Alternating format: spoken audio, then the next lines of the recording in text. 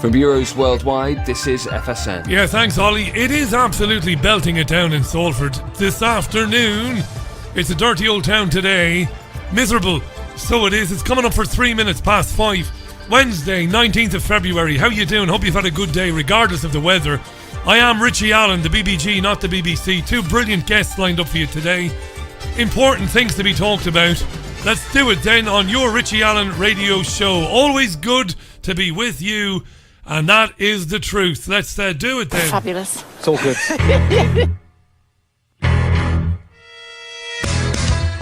It's the Richie Allen Show. Broadcasting live on richieallen.co.uk and multiple platforms around the world.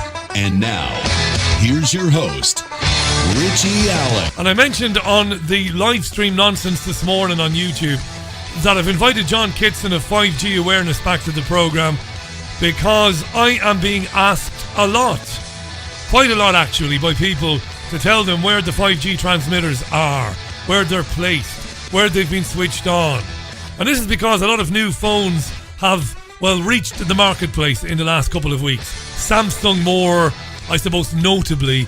iPhones are on the way, and Huawei have got a new phone out, Sony have got a new phone out, and they're all 5G ready. So we'll do that with John Kitson. And I won't waste too much time telling you about John Kitson. You know who he is.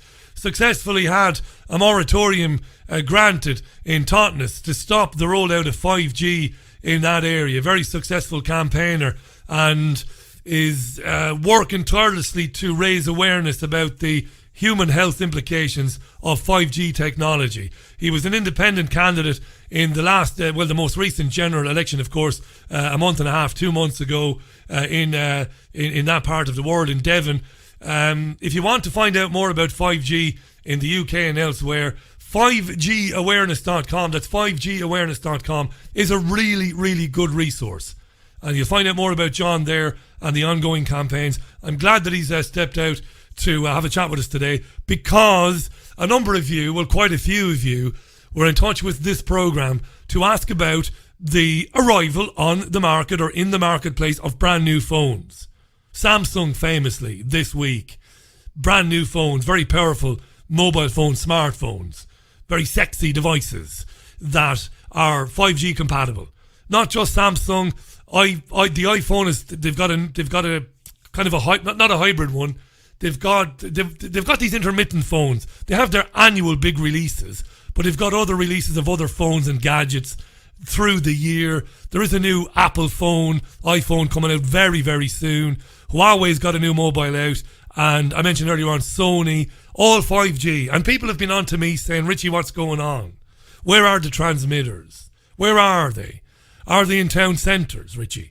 Are they on our streets, Richie? What is happening? Because people can now can access 5G on their mobile phones. No better man to talk to about that than John Kitson. John, welcome back to the programme. How are you? I'm very well, Richie. Thank you so much for having me back on the show. You're welcome anytime. You know that. You've always got something to say, and that's important. Before we talk about that, before we get into the questions from listeners about the new phones, so 5G must be here. Where is it? Where are the transmitters? I've been fascinated today to kind of be trawling, not trolling, but trawling through social media. And a number of people in the US and elsewhere are wondering, now they can only speculate, they don't have any proof, but they are wondering if the coronavirus, COVID-19, this respiratory thing, which we've heard so much about in the last couple of weeks, this infection, this virus, they're wondering, because it emerged in the Wuhan province, and because of, obviously, the relationship between the Wuhan province and 5G and Huawei, people are wondering if there is a connection. Is it too early to speculate, John, or is that something that's worth investigating, do you think? Oh, 100% worth investigating. I mean, it was back in 2018, it was reported that Wuhan would be the testbed city for the full 5G network operation in China. And this article went on to say that it would be fully operational by 2020.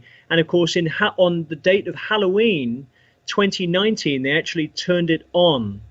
So this has actually been made fully functional before the first case of coronavirus came about, and Wuhan was the test bed. And if we look at the effects of 5G, we see a massive attack on the immune system. So people are much more vulnerable to all sorts of things like colds, flu. And if your immune system is sufficiently depleted, the common cold or flu can be a killer. And I think the problem is with China is you've got a population that doesn't question the government. You've got an unaccountable government, and they can get away with anything, quite frankly. This is interesting, isn't it? Because if John Rappaport, the great medical journalist, is right, that, incinerators, terrible air quality might play a part in what's happening to people in China, it doesn't mean that the 5G situation there is not playing its part, because as you said there, we do know, thanks to people like you, but I've also had the pleasure of speaking to people like Chris Busby and others who've been on to non-ionizing radiation for years. They say, just like you, John, that it does have an effect. They are convinced it will have an effect on the immune system, so that they might not be mutually exclusive. The bad air quality plus 5G might mean catastrophe. Yes, totally. And I mean, you look at the symptoms of flu, joint pain, bad heads, headaches. These are things that are coming up with the coronavirus, but also symptoms of microwave radiation.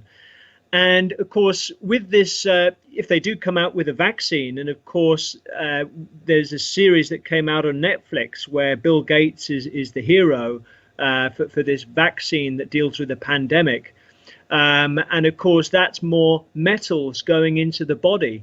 And the dangerous with that is, of course, compared with if you're consuming metals in your food, if you're getting it injected into your bloodstream, it's much more difficult to get rid of. And of course, the metals make you much more vulnerable. Having aluminium, for example, in your body makes you much more vulnerable to microwave radiation damage. More susceptible to the effects of it. We've had a tweet from Jason about an article in El País in English, which something I know very well, having spent so many years in Spain. And El País in English is talking about dead birds being found in Tarragona this week. Lots of dead birds. And I know, I was away last week. I was unwell with a bit of an infection myself.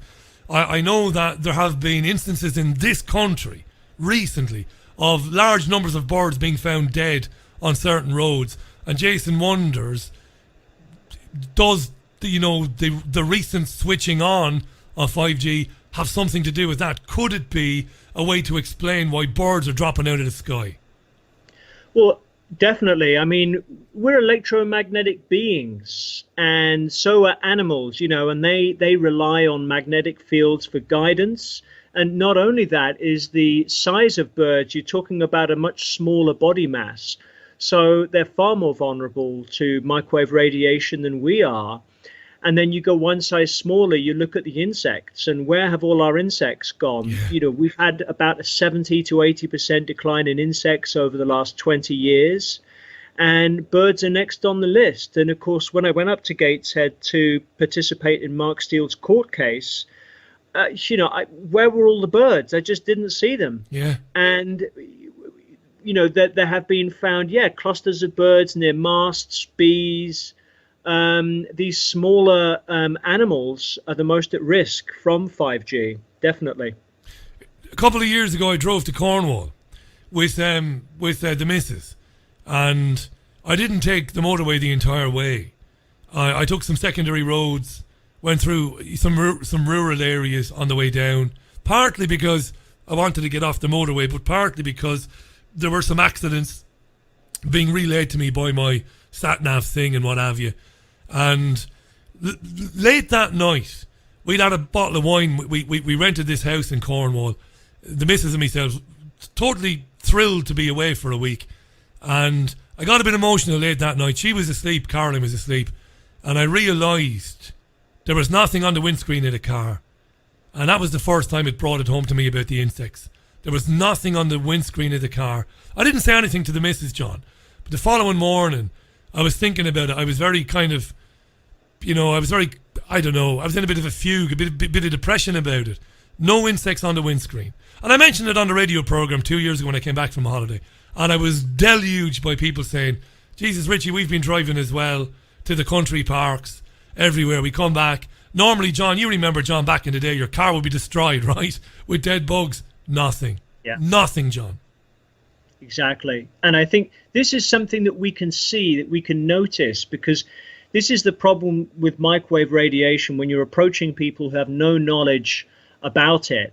And because they can't see it, they just think, oh, okay, this is in this person's imagination, or, you know, this person's panicking for no reason. But when you talk about the decline in insects, when you talk about the declining number of small birds, these are things that we can notice. When you talk about the antennas going up on the street lights, and it's really important about how we get the message across. And of course, yesterday we had the Devon County Council 5G Spotlight meeting, which will be going to scrutiny.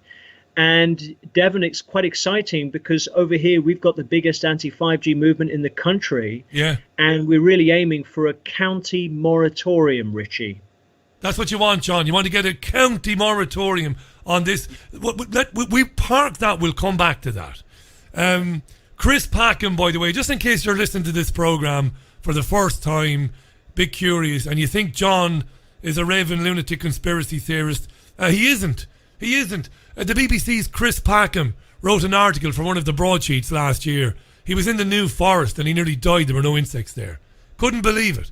This is a fact. This is not bullshit. It's happening.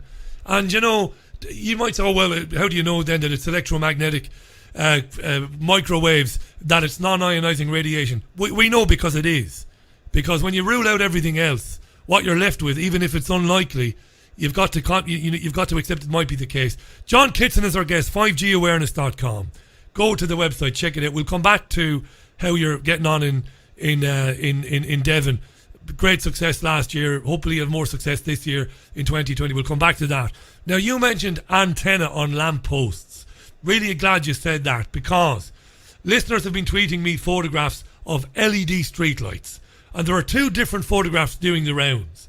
Some of them on top of the LED streetlight, they seem to have a kind of a round kind of fixture, which might look like a little light, but it's a round, it's a circular thing. Others have what looks like to be a very small antenna.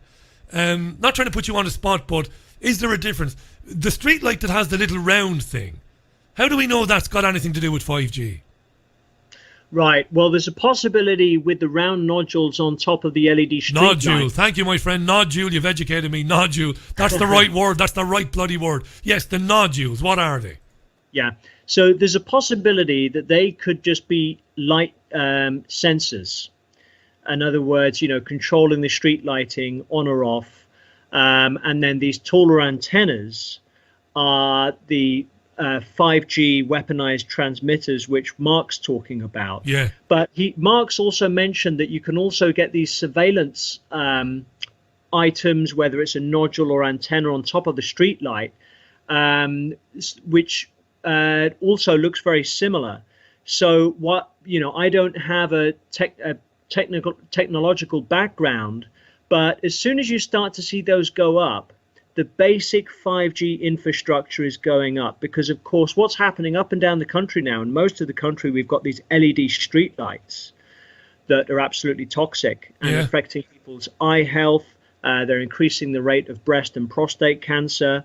And once they've got those up, they can then, and they have these nodules up, they can easily be changed for these 5G antennas. And I actually referenced that in my presentation because it's important for people to pay attention how this is getting rolled out. It's not getting rolled out immediately. It's step by step. And people need to see what's going on in their area. And of course, the key thing to understand about 5G is its densification. The main definition of 5G being fifth generation. And this is the problem. It's undefined.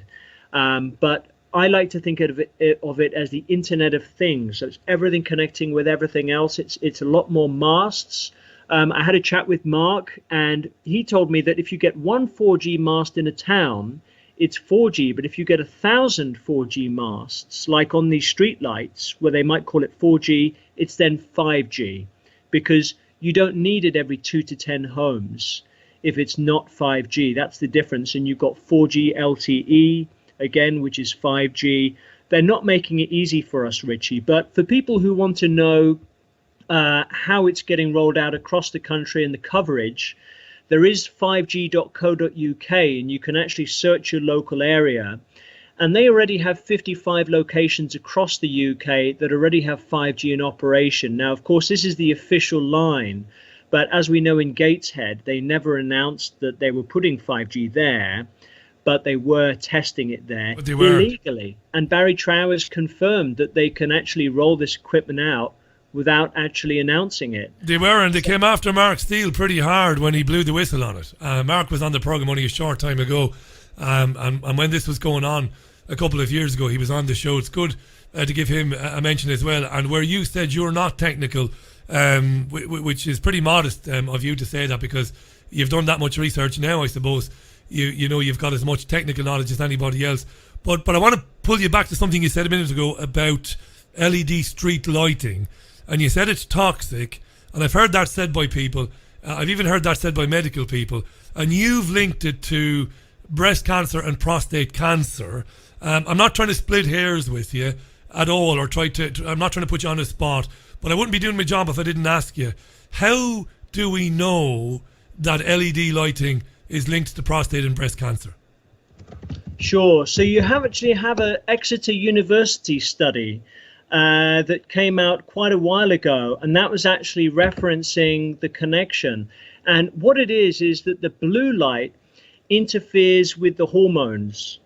It interferes with the hormonal system and with melatonin, and that in turn can increase the rate of breast and prostate cancer. And this was a study actually led by the Barcelona Institute for Global Health, and it involved the University of Exeter. And they found that participants living in large cities with heavy exposure to blue lights at night had double the risk of prostate cancer and were 1.5 times higher risk of breast cancer. So anybody can look this up. They can Google University of Exeter and they can find this information. Mark. Good man. Great answer. It is there, that information. And I said something. Listen, I'm not important at all. I'm not trying to big myself up. I did say a couple of years ago, I got a lot of stick for it. I said that the BBC represents a clear and present danger to the health of every man, woman and child in the UK because of what it doesn't do.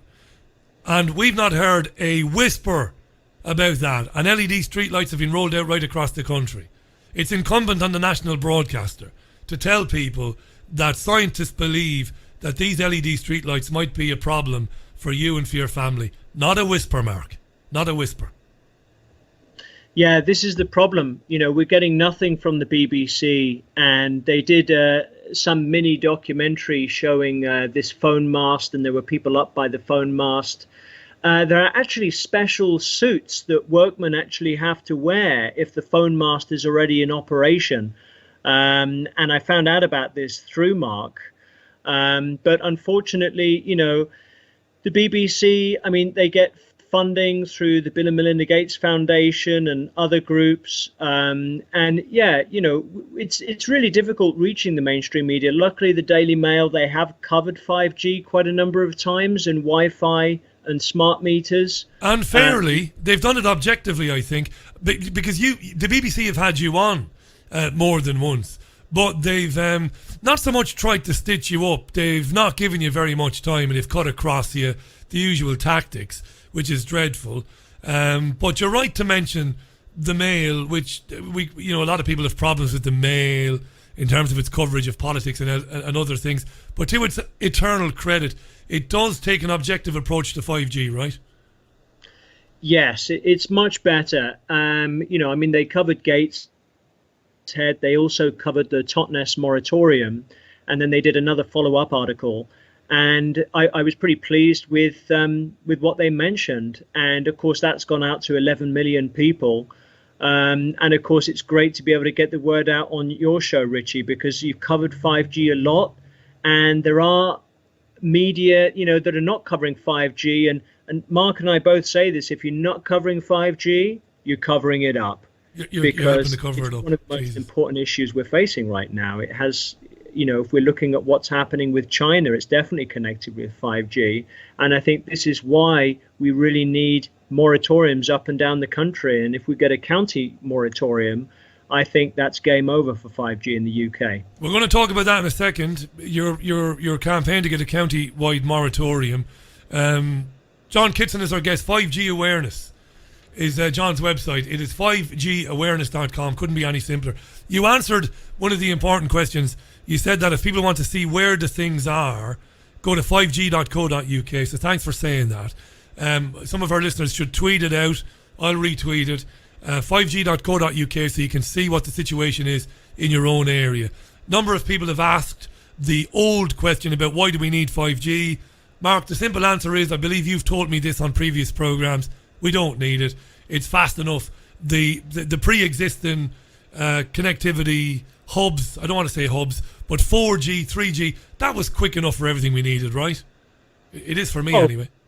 Well, exactly. Yeah, of course, we still had health problems with 3G and 4G, but the situation with 5G is there's going to be no escape, and all these different items are coming with Bluetooth nowadays. And this is why I recommend people buy a meter so that they can actually measure their exposure.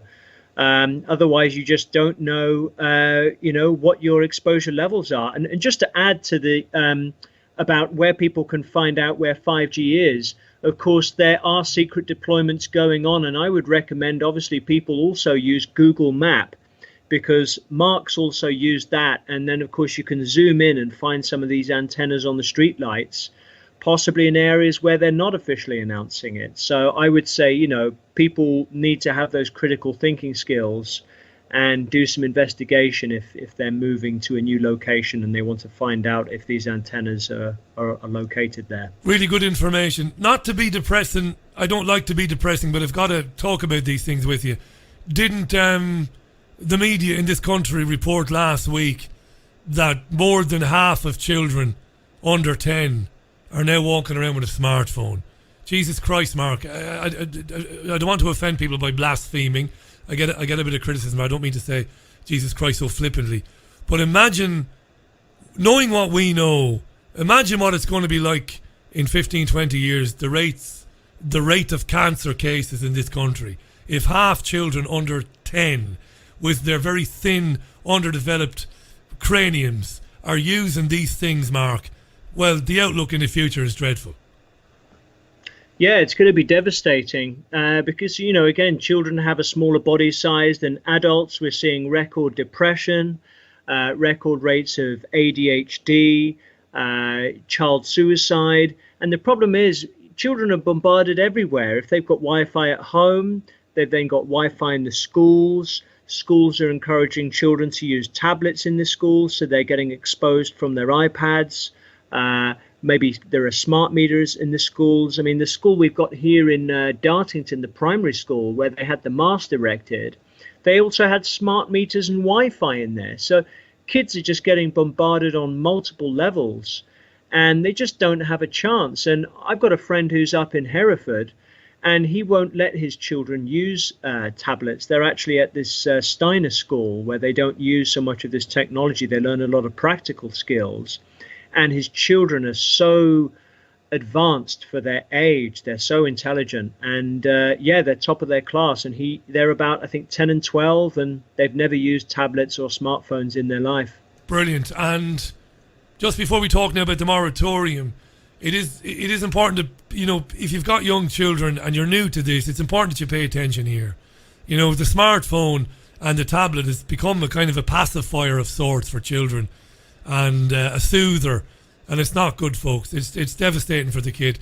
Listen to the likes of Chris Busby, who's been researching this stuff forever and a day. Go to 5gawareness.com. You don't need your children carrying these devices, even holding them in their hands. They don't need them. And stand up to it and talk to your schools. When your school says in the future, which they will do, we want the children to have iPads and we're going to bring iPads into the classroom, speak up and ask them, have they done any safety testing around these devices and how they impact on children's health. Speak up, do that. John Kitson is our guest. Terrific success last year in Totnes, getting the local authority there to say, okay, we'll have a moratorium, we'll step back and we'll have a look at the implications of 5G. It was a great thing at the time, Mark. You want to roll this out over the entire county. How's that going, and how do you plan to go about that?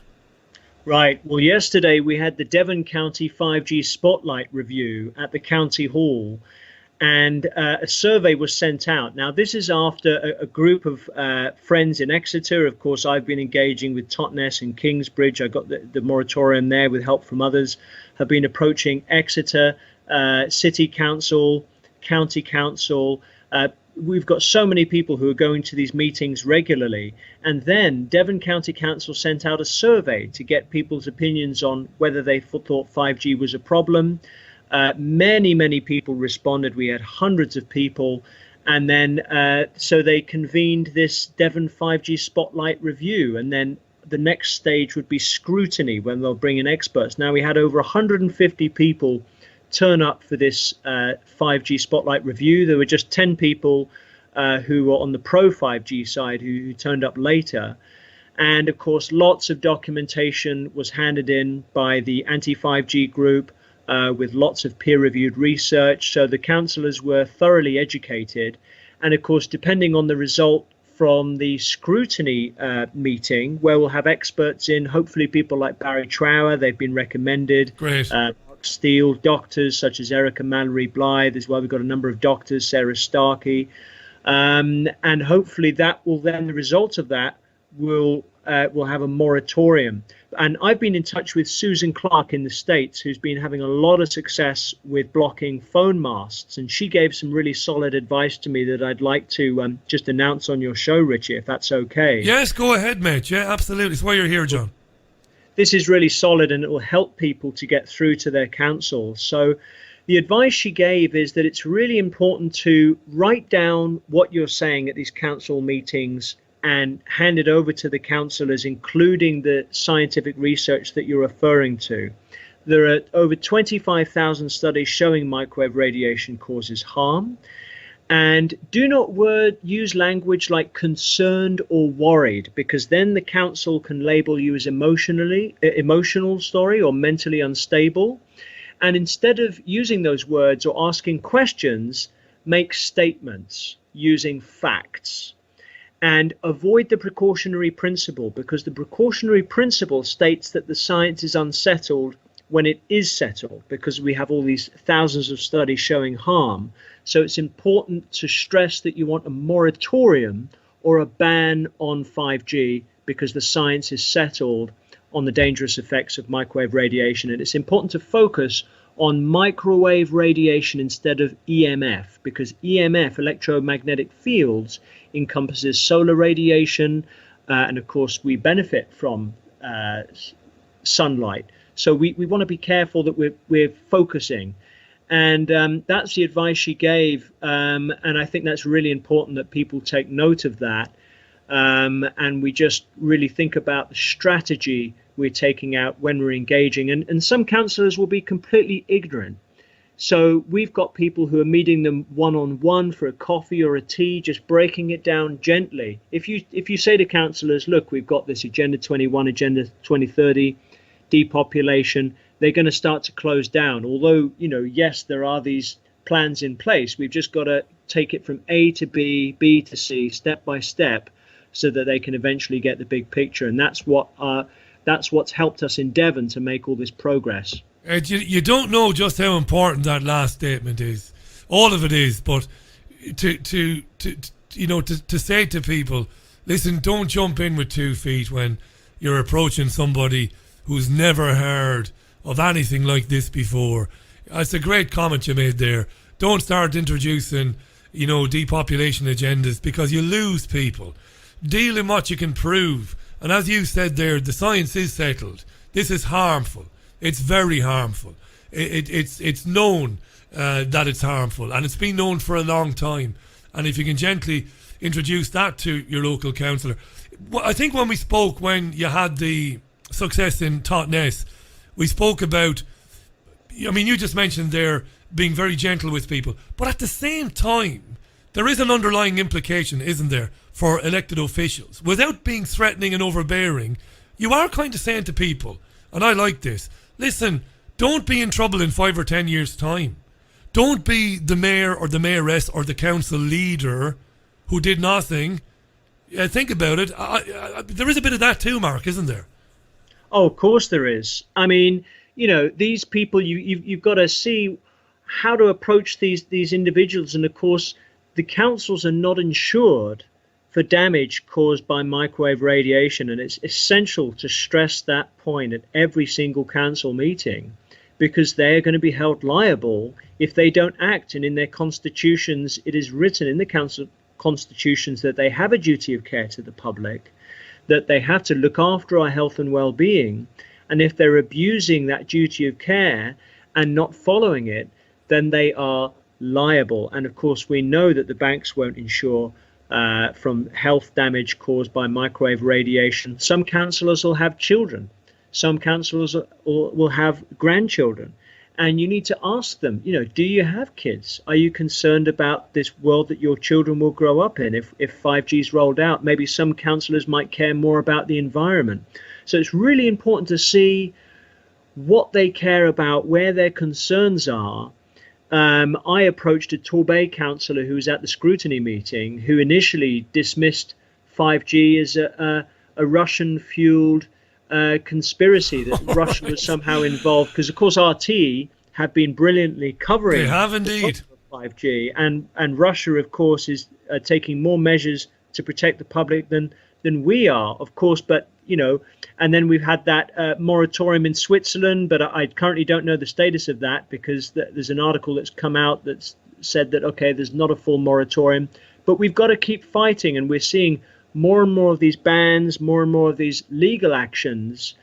But yeah, I think we've got to keep it up with the local councils, because that's a key battleground.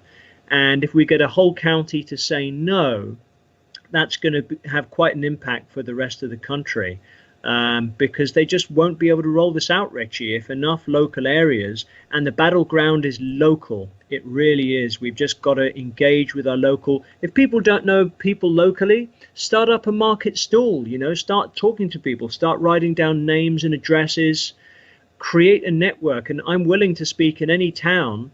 You get enough people together to give a talk. So, we've just really got to keep the momentum going. Yeah, it's really good, this. I'm really impressed with this, what you're doing there. And if you did manage to secure the county moratorium, well, the media that has ignored it won't be able to ignore it. They'll have to cover it. I mean, the Mail will cover it and RT will cover it, but they'll have to cover it, the BBC, give it more coverage. 5gawareness.com, we've got John Kitson on the line. John, interesting to me, a couple of people have tweeted about Big Pharma. Susan and others have tweeted there about sleep deprivation. And I absolutely believe that alongside everything else that people will experience when they're exposed to this wretched technology, sleep deprivation is definitely something to be looked at. And then you look at people getting sleeping medication, you look at people getting antipsychotic medication. The biggest pharmaceutical companies in the world, 5G is manna from heaven to them, isn't it? It must be. Oh, of course it is. Yeah, because this is the problem. If people don't see the microwave radiation, they just assume, it's some other health problem. Yeah. They're going into their doctor, or they're purchasing this medicine. And of course, the LED street lights are causing massive problems for people who are sleeping. I've got friends who are driving around at nighttime who haven't bought these glasses yet, and they say they just can't get to sleep, or they're on their computers till late. Of course, you do have some computers, phones that can take off the blue light function. People need to have protective eyewear. This is absolutely essential. You need proper blue light protective glasses. You can get them cheaply on eBay. I haven't looked into it in depth, so I can't recommend any particular one. But yeah, it's really important when your immune system is under such attack. It's important to be eating the right food, cutting out sugar, not having too many grains. I've got a friend who would be able to talk to you a lot about that, actually. And yeah, just getting protective eyewear and just reducing your exposure wherever possible, using wired devices, if you can't stretch your Ethernet cable all around your house, you can get D-Link, where you can plug it into the mains and the internet runs through the mains, and then you could just have the Ethernet cable coming from the plug socket. People can take these measures. It's not hard, and you're massively reducing your microwave radiation exposure. Now, you've just educated. You see, this is the beauty of programs like this, when you've got a bit of time to talk. If you're on the BBC now, you'd have never gotten a chance to say that. You've just educated me. I never heard of D-Link. Now, this is massive. For me, it's massive anyway. So D-Link then is, you don't have to go drilling holes in your ceiling to run your Ethernet cable from, which is probably near your television, your hub.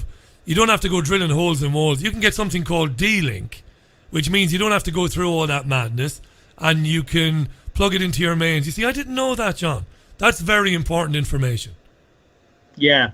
I'll look up the website and information, and I'll send it to you, Richie. But yeah, I think people need to embrace these safer solutions. Yeah, get rid of the Wi-Fi.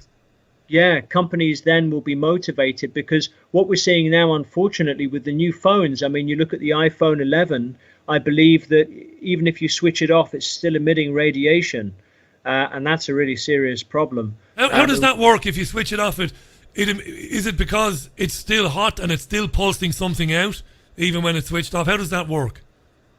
Yeah, I'm not sure. I just saw a video, and then also I saw an article as well. I can't remember off by heart where I saw it, but the chap was testing it with a microwave radiation meter, an Acousticom 2, which I've got, and it was giving off microwaves. And with the routers now, it's getting more and more harder to find routers where you can actually turn the Wi-Fi off, and you've got to call up the phone company. I mean, BT is the worst. You get these routers, BT Smart Hub, it's got smart in the name, and you have to request for the Wi-Fi to be turned off, but it also emits a separate wireless hotspot where other people can then log on to your Wi-Fi. I mean, it's crazy. But we've got to get these safer solutions out there, and just encourage people to make more sensible choices. Hey, listen, good luck with everything there in Devon. You know that it's hugely important to us to be talking about this. Thanks for doing the work, because there's nothing in it for you. I know you'll say there is. There is for your friends, for your family, for their children, for your own children. I know there is, mate, but it's a thankless task, I think, what you're doing there. You and Mark Steele and others as well. You mentioned the doctors that you've got working with you. I think it's massively important, and I think people should help you out where they can. And if you can't help out, folks, go to 5gawareness.com, read more about it there, and help out these campaigns if you can. 5gawareness.com. So do keep us posted on that, Mark, there in Devon. And all I can say to you, mate, is thanks for giving us your time.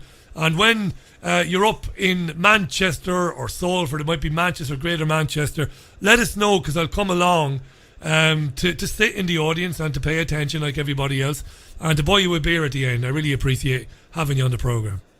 Thank you so much, Richie. No, it'd be great to connect. And if people do want to support me, they can support me via the website, through PayPal, or just get in touch if they want to do it another way. And we have got a couple of events coming up. There's Emma Johnson. She's very interesting.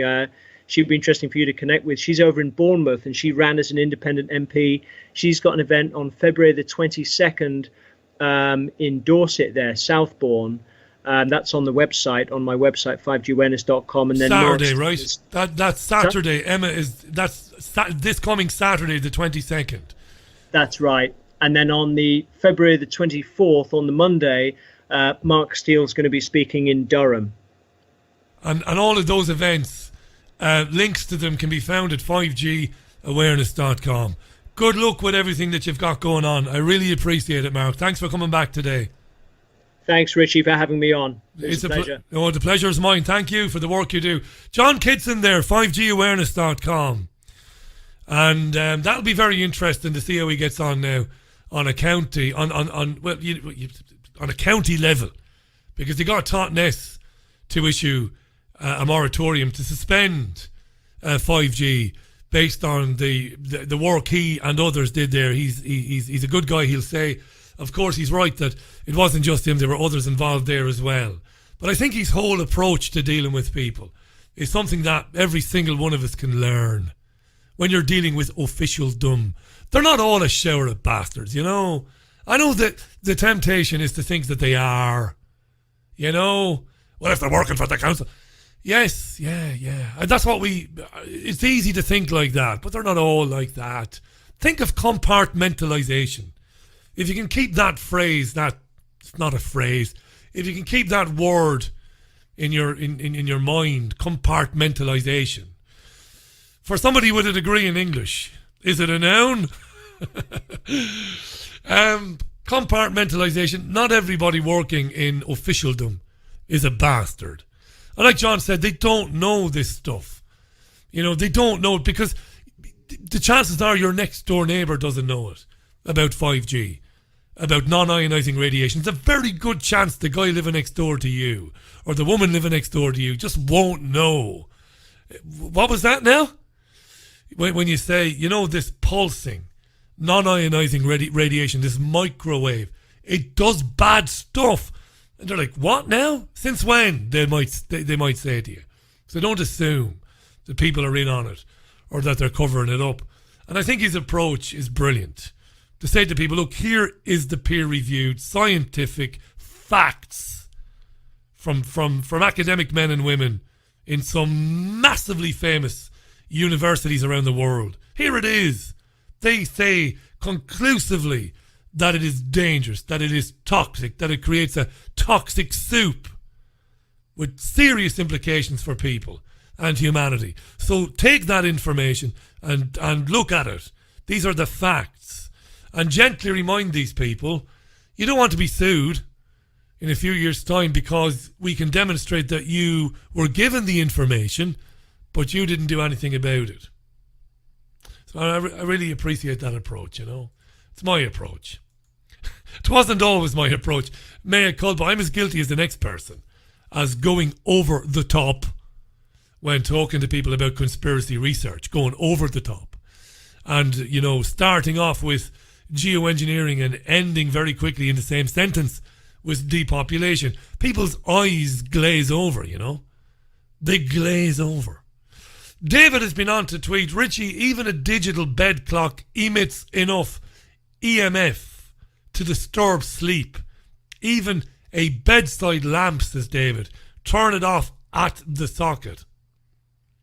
Thanks, David. That's been said to me before by a guest on the programme a long time ago. That's interesting, that. Chris tweets, yes, there is no need for wireless. Richie, he says, in the house. You can feed the internet around the house via the mains, giving multiple Ethernet plugs in other rooms. Netgear is the top brand. As says Chris, we're giving a plug there to Netgear. And Chris is the CEO of Net. No, he's not.